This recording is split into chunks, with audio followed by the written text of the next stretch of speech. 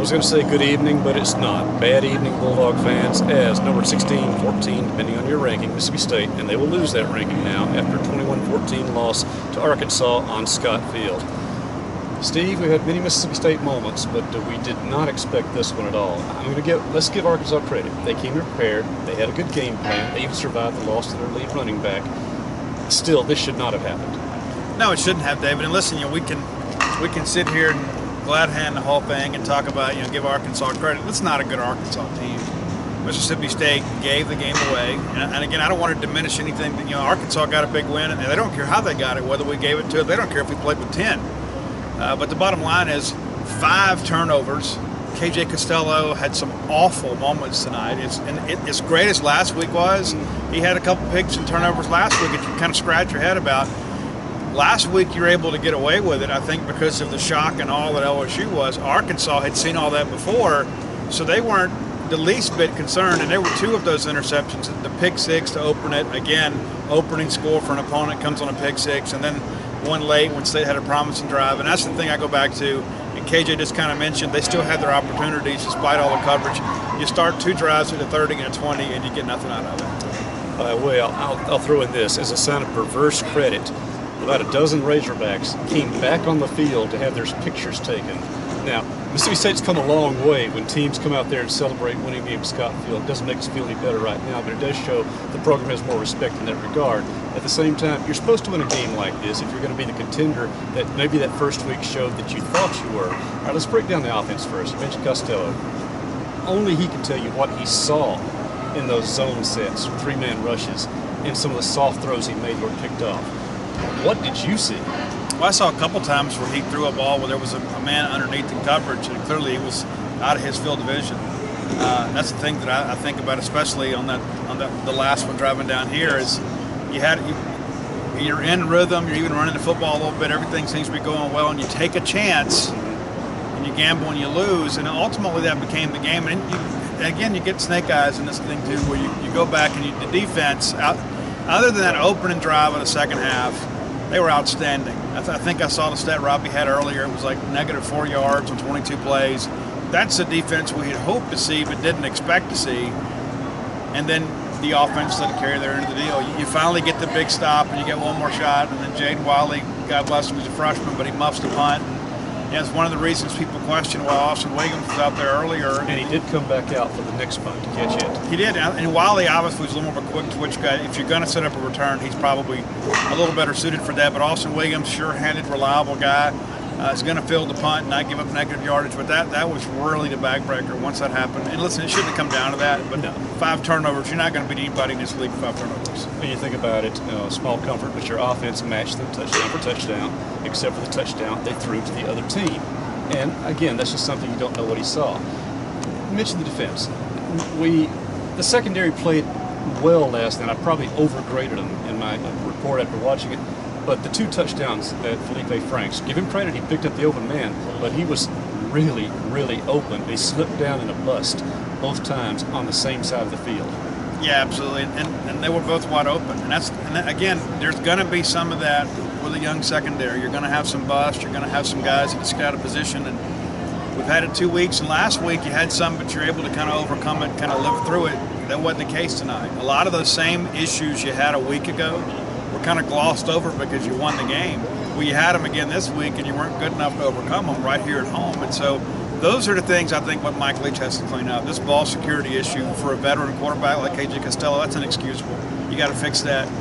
Colin Hill, hopefully you get him healthy and he's ready to go for Kentucky. But the bottom line is Mississippi State is a better team than they showed tonight, but may not be as good a team as they showed last week. Well, they're definitely a better team when Colin Hill is on the field, and he did not make it out of the first series, much like the bowl game. He was injured early, apparently concussion. We don't know that for sure, but he certainly, by the next series, they take his helmet away from him. That's usually a sign, and he just didn't come back in. I'm going to give Marks and Johnson credit. They ran hard and at times ran creatively.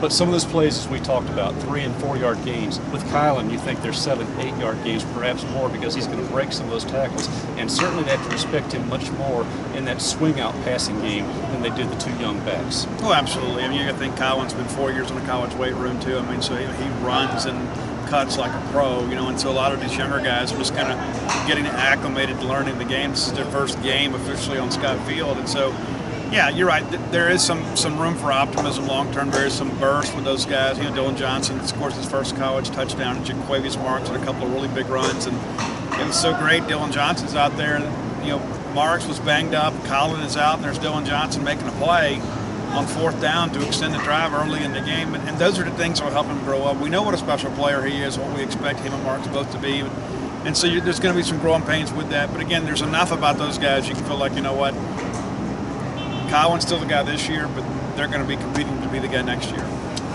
So the bottom line, Bulldogs drop a game that by all rights they should have won, certainly could have won. So now they're 1-1 instead of 2-0 going into the Kentucky trip. Kentucky took a tough loss today as well.